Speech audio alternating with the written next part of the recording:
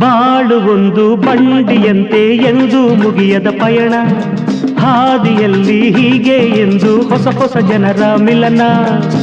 ನಮ್ಮೂರು ಎಲ್ಲೋ ನಿಮ್ಮೂರು ಎಲ್ಲೋ, ನಮ್ಮೂರು ಎಲ್ಲೋ ನಿಮ್ಮೂರು ಎಲ್ಲೋ.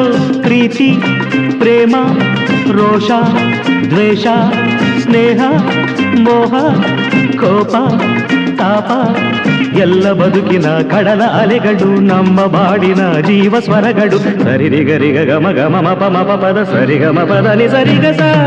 ಕೊಕ್ಕೊ ಎಂದು ಕೋಳಿ ಕೂಗಿದೆ, ಕೊಕ್ಕೊ ಎಂದು ಕೋಳಿ ಕೂಗಿದೆ.